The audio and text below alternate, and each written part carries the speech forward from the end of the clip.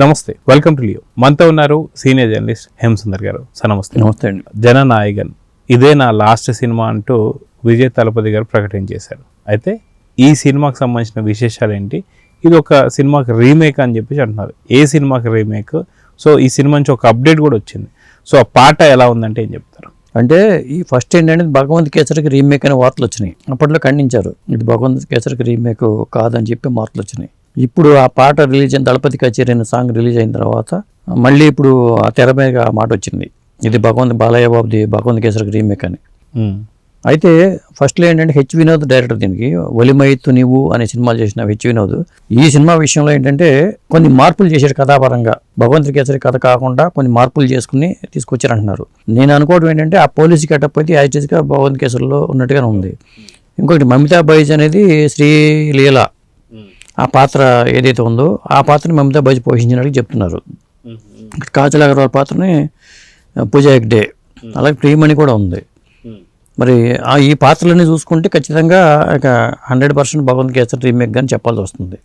ఎందుకంటే ఒక message oriented cinema కాబట్టి ఆడపిల్లని పులిలాగా పెంచాలనే కాన్సెప్ట్ మీద తీసుకున్నాడు.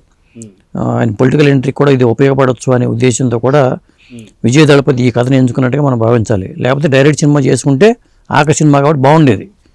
అలా కాకుండా ఇంకొక సినిమాకి రీమేక్గా ఇప్పుడు మళ్ళీ తెర మీద ఆ మాట అయితే వచ్చింది. అయితే సాధారణంగా బాలకృష్ణ గారికి కూడా భగవంత్ కేసరిలో ఏదైతే ఉమెన్ ఎంపవర్మెంట్ సంబంధించి ఆయన చెప్పిన డైలాగులు కావచ్చు, ఆ సీన్లు కావచ్చు చాలా పెద్ద హిట్ అయ్యాయి. ఆ సినిమా రిలీజ్ అయిన తర్వాత పెద్ద ఎత్తున దాని మీద చర్చలు కూడా జరిగాయి. సో వాస్తవానికి ఇది ఒక్క లైన్ తీసుకొని ఒక కొత్త కథను సృష్టించుకుంటే బాగుండేదని చెప్పేసి సినీ లవర్స్ మాత్రం మాట్లాడుకుంటున్నారు. ఎందుకంటే ఇదే లాస్ట్ సినిమా అంటున్నప్పుడు ఖచ్చితంగా కొంత ఓన్ కాన్సెప్ట్ ఉంటే బాగుండదని చెప్పి మీరేమనుకుంటున్నారు? నేను కూడా ఇదే అనుకుంటున్నా. ఎందుకంటే ఆ పాత్రని యాక్చువల్గా అదే సినిమాని యాక్చువల్గా తీసుకుంటే మళ్ళీ తెలుగు రిలీజ్కి ఇబ్బంది అవుతుంది. ఇప్పుడు సంక్రాంతి రిలీజ్ చేస్తున్నారు, మన సంక్రాంతి కూడా తెలుగు వెర్షన్ కూడా వస్తుంది. భగవంత్ కేసరి చూసిన వాళ్ళు మళ్ళీ ఇదే సినిమాని ఎలా చూస్తారు? ఇబ్బందికరమే కదా. పైగా కంపారిజన్ మొదలవుతుంది, బాలయ్య బాబు ఆ పాత్ర ఎలా చేశాడు, విజయ్ ఎలా చేశాడు అనేది. ఇప్పుడు బాలయ్య బాబుగా అది కంపారిజన్ వస్తుంది కాబట్టి నేను అనుకోండి వినోద్ కొంత మార్చి ఉంటాడు అనుకుంటున్నా. అదే కథ తీసుకుని అదే లైన్ తీసుకుని కొన్ని మార్పులు చేసి ఉండొచ్చేమో అనిపిస్తుంది. మరి అలాంటి అర్జున్ రాంపాల్ని పెట్టుకోవాలిగా, ఒకవేళ అదే రీమేక్ అనుకుని అర్జున్ రాంపాల్ని పెట్టుకోవాలి. కానీ బాబిడియాలను పెట్టుకున్నారు, పాత్రలందరినీ మార్చేశారు మొత్తానికి.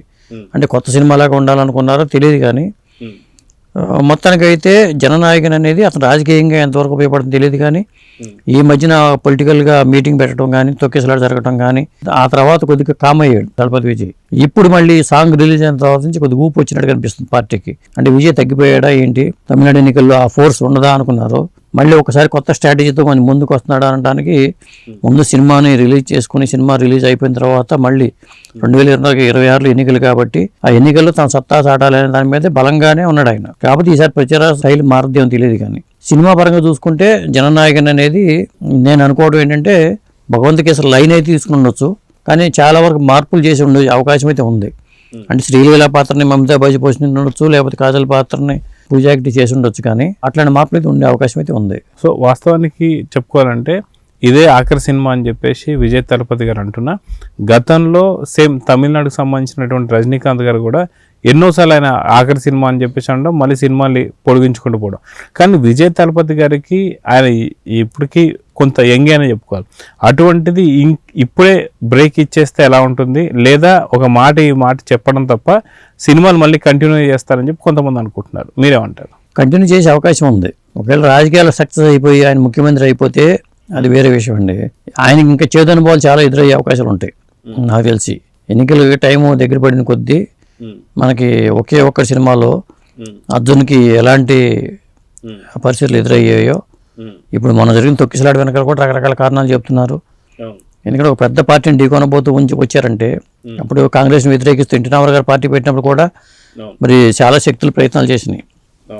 ఇక్కడ కూడా ఆయన ఫెయిల్ చేయడానికి ఇప్పుడు పవర్ స్టార్ పెట్టినప్పుడు, చిరంజీవి గారు పెట్టినప్పుడు కూడా కొన్ని దుష్టశక్తులు ప్రయత్నాలు చేసినాయి. వాళ్ళు సక్సెస్ అయ్యేవాళ్ళే, కానీ ఆ ప్రయత్నాలు అవతల పార్టీలు సక్సెస్ అయినాయి. ఇట్లాగే విజయ్ విషయంలో కూడా అదే జరిగే అవకాశం ఉంది. మళ్ళీ ఒకవేళ ఆయన ఫెయిల్ అయిపోయి అధికారం రాకపోయేసరికి మళ్ళీ సినిమాలు చేసే అవకాశాలే ఉంటాయి, ఖచ్చితంగా ఉంటాయి. చూడాలి మరి ఏం జరగబోతుంది అనేది. సాధారణంగా విజయ్ తలపతి గారు పవన్ కళ్యాణ్ గారు ఎటువంటి స్టెప్స్ తీసుకుంటే అటువంటి స్టెప్సే తీసుకుంటారని చెప్పేసి చాలామంది అనుకుంటుంటారు. అది సినిమాలు కావచ్చు, అదేవిధంగా రాజకీయాలు కూడా కావచ్చు. సో రాజకీయాల్లోకి వచ్చిన తర్వాత పవన్ కళ్యాణ్ గారు సినిమాలు అయితే ఆపలేదు. సో ఈ కంప్లీట్ గా ఆపినటువంటి పరిస్థితి లేదు. నిన్నగాక మొన్న ఓజీ కూడా ఎంత పెద్ద హిటో చూసాం. సో మళ్ళీ దీంట్లో కూడా పవన్ కళ్యాణ్ గారి స్ఫూర్తిని తీసుకొని సో రాజకీయాలు ఉంటూనే మీరు అన్నట్టు సీఎం అయితే చెప్పలేం కానీ సీఎం కాకపోతే అటు ప్రతిపక్షంలో ఉంటూ ఏమైనా సరే సినిమాలు చేసే అవకాశాలు కంటిన్యూ చేసే అవకాశాలు ఉన్నాయంటారా? సినిమాలు కంటిన్యూ చేసే అవకాశాలు ఉన్నాయి. విజయ్కి వచ్చిన ఇమేజ్ అంతా కేవలం సినిమాల ద్వారానే, వేరే రకమైన ఇమేజ్ అంటూ ఏమీ లేదు అతనికి.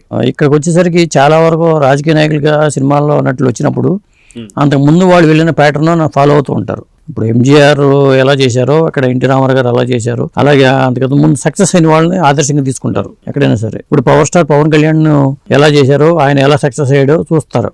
చూసినప్పుడు మనం అదే బాటలో వెళ్దామనే ఆలోచన ఖచ్చితంగా విజయ్కి వస్తుంది. కొత్త విధానాలు వెళ్తే ఇబ్బందులు వస్తూనే ఉంటాయి. కాబట్టి ఈయన ప్యాటర్న్ ఆయన అనుసరించే అవకాశాలు ఎక్కువగా ఉంటాయి. ఇప్పుడు ఈయనకి ఎట్లా క్రేజ్ ఉందో విజయ్కి అట్లాంటి క్రేజే ఉంది. కాబట్టి ఇండివిజువల్గా అక్కడ కుల సమీకరణాలు, అక్కడ స్టాలిన్ పార్టీ మీద ఉన్న వ్యతిరేకత, ఇలాంటి లెక్కలన్నీ ఉంటాయి. కాబట్టి ఏదేమైనా రాజకీయాల్లోకి వచ్చిన తర్వాత, రోడ్లు తలపెట్టిన తర్వాత రోకటిపోటుకి మనం భయపడకూడదు అన్నట్టుగా ఎన్ని ఇబ్బందులు ఎదురైనా ఆయన ముందుకు వెళ్ళటమే బెటరు. దిగాడు కాబట్టి, దిగకపోతే అది వేరే విషయం. ఒకవేళ ఓటమి తర్వాత అప్పుడు ఖచ్చితంగా మళ్ళీ సినిమాలు చేసుకోవడం అవి చేసుకుని ఉండొచ్చు. ముఖ్యమంత్రి అయితే మాత్రం ఖచ్చితంగా సినిమాలు మానేసే అవకాశం ఉంది. ముఖ్యమంత్రి కాని పక్షంలో ప్రతిపక్షంలో ఉన్నట్టయితే మళ్ళీ సినిమాలు చేసుకోకపోతే మళ్ళీ ఆయనకి ఇమేజ్కి ఇబ్బంది అవుతుంది. అదే అండి. మొత్తానికి ఒక సినిమా జననాయకన్ నుంచి అయితే ఒక అప్డేట్ వచ్చింది, సాంగ్ వచ్చింది. సాంగ్ ఎలా అనిపిస్తుంది? అదేవిధంగా సంక్రాంతి బరిలో దిగుతున్నటువంటి ఈ సినిమాకి నిజంగా అది కరెక్ట్ టైమే అని చెప్పేసి అనుకుంటారంటే ఏం చెప్తారు? ఇప్పుడు తమిళనాడుకి కరెక్ట్ టైమే, మనకి కరెక్ట్ టైం కాదు. పైగా పాట పరంగా పాట అయితే బాగుంది. అనిరుద్ధ్ మ్యూజికల్ దీంట్లో వచ్చింది పాట. అది పాట బాగుంది. ప్యాడింగ్ ఆర్టిస్టులు మంచి ఆర్టిస్టులు ఉన్నారు. ఎంత అయినా కానీ సంక్రాంతికి మన సినిమాలు చాలా ఉన్నాయి. మన శంకర్ వరప్రసాద్ ఉంది, రాజాసాబ్ ఉంది, మరి అది చూసుకుంటే చాలా రవితేజ సినిమా అంటున్నారు, ఇంకా అనగనగా ఒక రాజు అంటున్నారు. ఇలాంటి సినిమాలు చాలా ఉన్నాయి.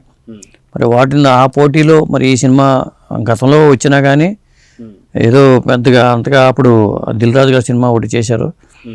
అప్పుడు అంతవరకు పర్లేదు కలెక్షన్స్ పరంగా, ఓపెనింగ్స్ పరంగా. ఈసారి అంత భారీ ఓపెనింగ్స్ ఎక్స్పెక్ట్ చేయడానికి అవకాశం లేదు సంక్రాంతి బరిలో రావడం వల్ల. సో చూద్దాం సార్, మొత్తానికి జననాయకన్కి జనాల ఆకర్షణ ఉంటుందా లేదా అనేది చూద్దాం. మరి నమస్తే. నమస్తే అండి.